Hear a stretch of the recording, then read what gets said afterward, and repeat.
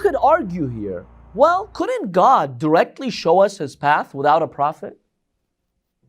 I mean, miraculously just talk to us like He talked to the prophets, send angels to us like He sent them to the prophets. Why do I need prophets? Send angels, do miracles. So one could argue that there are other alternatives. We're not stuck with this alternative of prophets. We can think of other alternatives. How do we respond to that? Yes. There are three responses to this. One is the word of Allah, like for Allah to give us the ruling, we are not in that state to accept His ruling directly. So like we are very low and we can't accept His ruling directly. So we need a medium or an intermediate who can transfer from Allah to us. The second thing why He didn't send angels is because angels are pure and they do not have that the inner desire to sin. And if angels are sent for us as a role model, then it becomes difficult for us to follow them because they don't sin at all. They do not have that desire. So Allah sends someone who is like human, has desires, and can be their role model. So these are valid points. Yes. Could we say that the prophets and messengers were part of the message? That's why Allah sent them. What do you mean they're part of the message? Can you elaborate? Like, apart from monotheism, they were also a significant part of. You mean we're tested by them, through them? Yes. They're part of our test. Yes. Okay, but this question is asking, why can't God just... We're saying that the prophets are showing you the commandments of God. What's right, what's wrong. Why can't God just reveal that in your heart?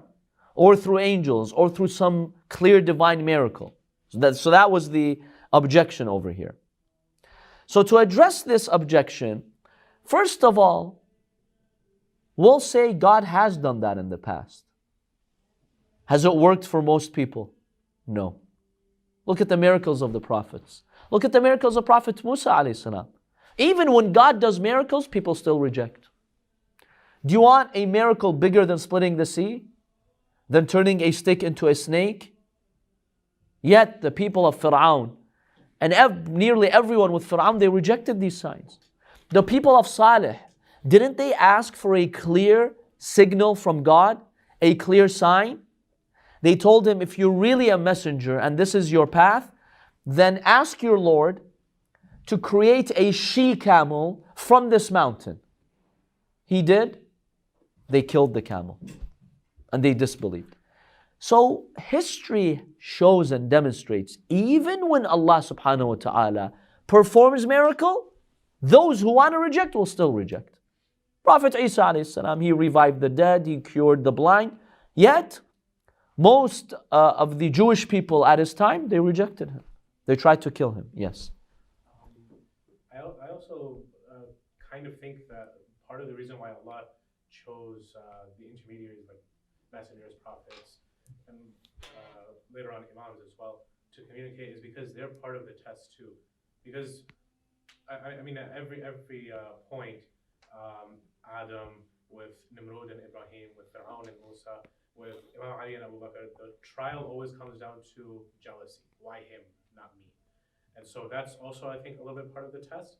So that like it's not just, and then also, Allah, as we discussed in another class, Allah has an affinity towards the intellect, and so He wants His abd to come back to Him intellectually, maybe, so He sent a creature that could reason and argue it, so that the person who's receiving the message could come to it from a rational perspective, instead of just wahm or ilham, from Allah, perhaps.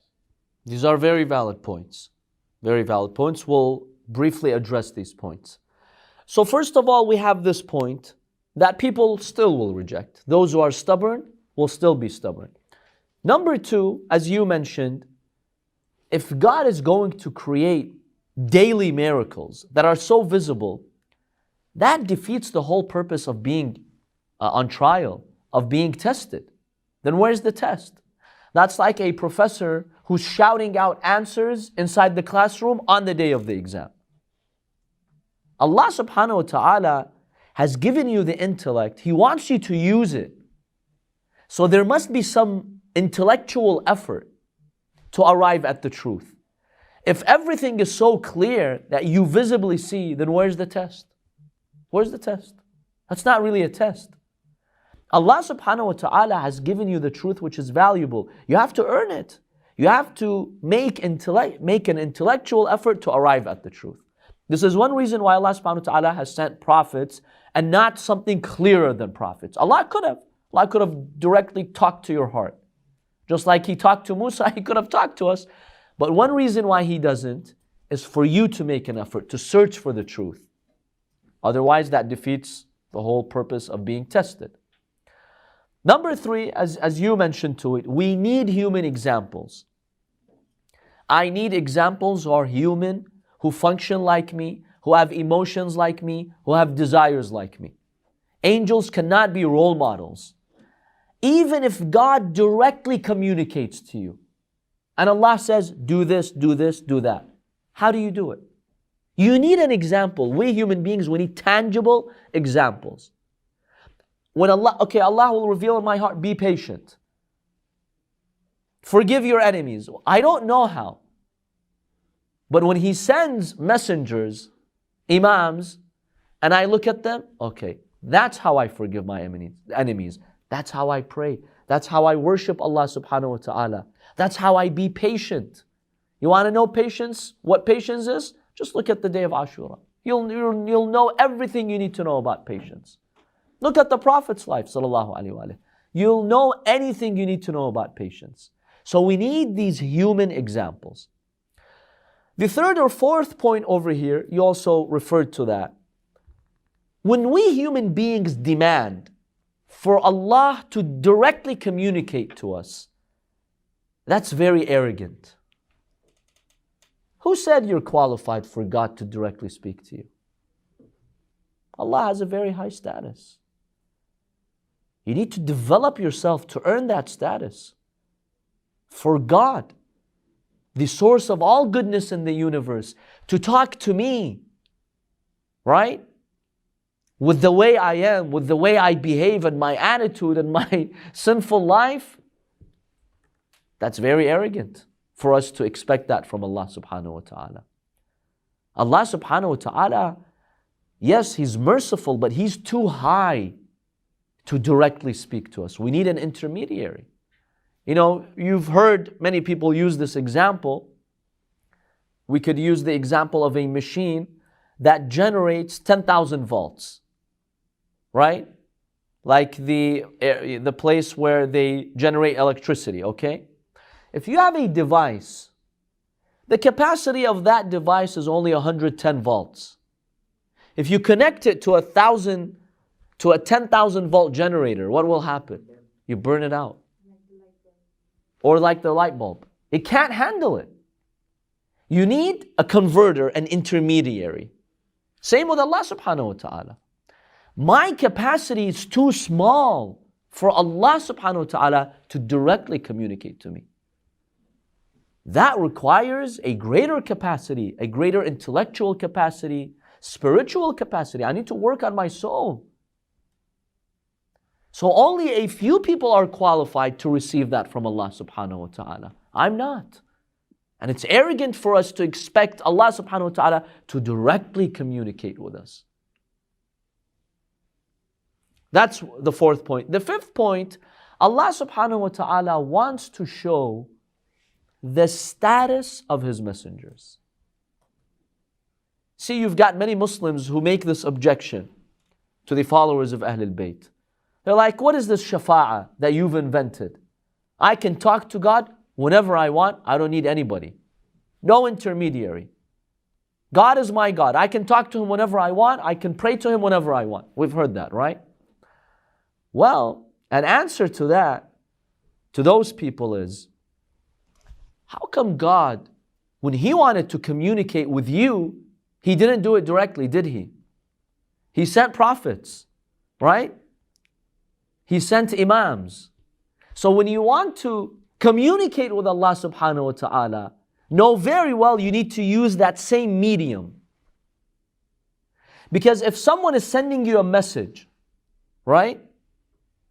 Because you don't have the capacity to receive it directly, a messenger brings it to you. Well, if you want to talk to that person and worship that person and pray to that person, be sure you need that same medium to take it back to the source.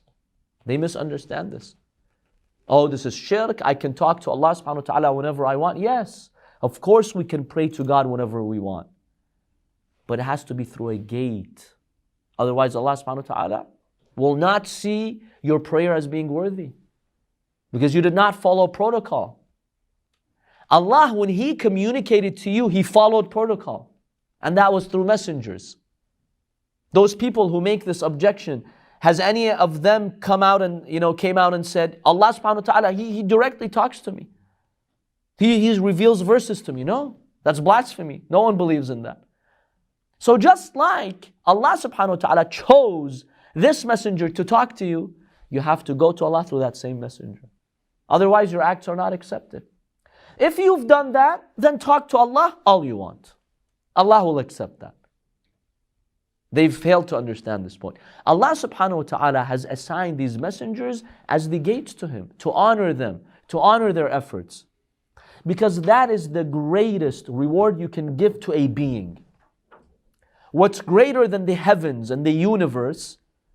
Because look at the prophets and the imams. When you just see how they lived, even the 1% that has reached us in history from their lives, you know they did not worship God to go to heaven. It's something above that. Just to give them paradise does not do justice to their efforts. So what does Allah subhanahu wa ta'ala do? Allah says, look, humanity, anyone who wants to get to me, I'm the king of the universe, you have to go through these gates. I've assigned them as gates. This is the greatest ni'mah, blessing, reward God can give to anyone. When Allah says, you want to come to me? Come through this gate. Is there an honor greater than this? Is there? There isn't. There is no honor conceivable greater than being the gate to God. There's no honor greater than that. And that's how Allah subhanahu wa ta'ala does justice to them for their infinite sacrifices, for their infinitely good intentions. Those who deny shafa'a, intercession, in reality they're denying the justice of Allah subhanahu wa ta'ala. So this is one reason why we need prophets. Now the final point, both of you referred to it, it has to do with that test and how we're tested. It's much more difficult to follow a fellow human being than an angel. Because an angel is different. It's of a different creation. It's pure, right? It's not in your league for you to compete. So we may be more accepting to angelic leaders. If God were to send Jibreel and lead us, people probably would more of them would accept, right? But when Allah subhanahu wa ta'ala says you have to follow a human being who's one of you, especially if materialistically and socially you're higher than that prophet, you've got more money, you've got more power, it's tough. It's very tough. And here we get the issue of jealousy. Most of those tyrants and evil people who fought the prophets, the source of it was jealousy. Why him? Why did God choose him when he had less money than me? When he has less power than me? He has a lower social status. Why him? They couldn't handle that. They saw prophets as their competitors. Or with Yusuf's brothers, yeah. They did not accept him initially. Why? Why is he getting that special status? Not us. Pure jealousy. It's much easier for you to be jealous of a human than an angel. Have you ever experienced jealousy with the angels? We know how great Jibreel is, right? Have you ever felt jealousy towards Jibreel? Oh, how lucky he is. And you wish ill for him? Not really. He's not in your league because he's of a different creation. But there are many people throughout history who've been jealous of the servants of God. Prophets, imams, righteous people. Why? Because they're closer to you in human form. Hence, you see them as competitors in your own league. Why were they chosen? Many of the very special representatives of the Imams, peace be upon them, one reason why they failed their test is because of this jealousy. When the 12th Imam, Ajjalallahu Ta'ala Faraja, he appointed one of his deputies, he has the 4 ambassadors. Well, there was a man by the name of Shalmaghani. Shalmaghani was a scholar, was a leader, was one of the representatives of the Imams of Ahlulbayt. He was expecting, with all my credentials and qualifications, Imam al-Mahdi is going to choose me as his ambassador. Well, Imam al-Mahdi chooses someone else as his ambassador. What does Shalmaghani do? He becomes an apostate. He changes his religion. He spreads corruption because the Imam ﷺ did not choose him. Jealousy. Jealousy. So the messengers and the prophets, they are a part of our test. Through them, Allah subhanahu wa ta'ala tests us. And there's a beautiful phrase about the Ahlul Bayt, peace be upon them. I believe it's in Ziyarat al-Jami'ah, if I'm not mistaken, or one of the important ziyarat. There's a phrase that says, وَالْبَابُ الْمُبْتَلَى بِهِ النَّاسِ. You Ahlul Bayt are the doors through which the people are tested by bala. Mubtala comes from the word bala, which means a trial, a difficult trial. Through you, Allah tests the people. And they are a part of our test. So these are several reasons why Allah subhanahu wa ta'ala, has chosen these messengers to take us to the path of guidance, and why we need prophets. We need prophets. In some, we're not qualified. Prophets are qualified. They're souls and humans who have been tested by Allah subhanahu wa ta'ala. They've passed that test. They've become qualified. Then they could lead us. It's arrogant for us to ask Allah subhanahu wa ta'ala to communicate with us directly and not have these intermediaries. That's the peak of arrogance. And sometimes people don't realize that. Just to give you a quick example, it's like you never ever went to school. Never. You're not even educated. You don't know anything about science. And directly you go to NASA and you ask to see the top scientist at NASA, right? When you're having a meeting with him, you're telling him, okay, teach me. These very new findings that you discovered today, teach me. And you have nothing, no background, no education, nothing. Is that appropriate for you to do? No. Because you're not at a level where a NASA scientist should even waste his time addressing you. Because you don't have the capacity. Anything he says is going to be nonsense to you. You can't make sense of it because you're not qualified. Yes, if you've been tried, you went to school, you took your class seriously, you know science well, then you go to him, it's worthwhile for him to explain to you. Because you're qualified to take that scientific information from him. But somebody who's illiterate, they came from the village, they don't even know what's going on. Just make me understand, this very recent theory about a space discovery, or about, what do you call those subatomic particles? Theoretical physics. Theoretical physics, quartz and subatomic particles, right? Teach me what that is. That's inappropriate. And if you insist, that shows arrogance. This person is arrogant. You're not qualified. It's the same with Allah subhanahu wa ta'ala. Even if Allah communicates to you, what makes you think you'll grasp His message when you're not qualified, when your soul is not qualified yet, when you haven't developed your soul yet? So we need prophets who act as intermediaries to bring the message of Allah subhanahu wa ta'ala to our level. These are some reasons why we need prophets.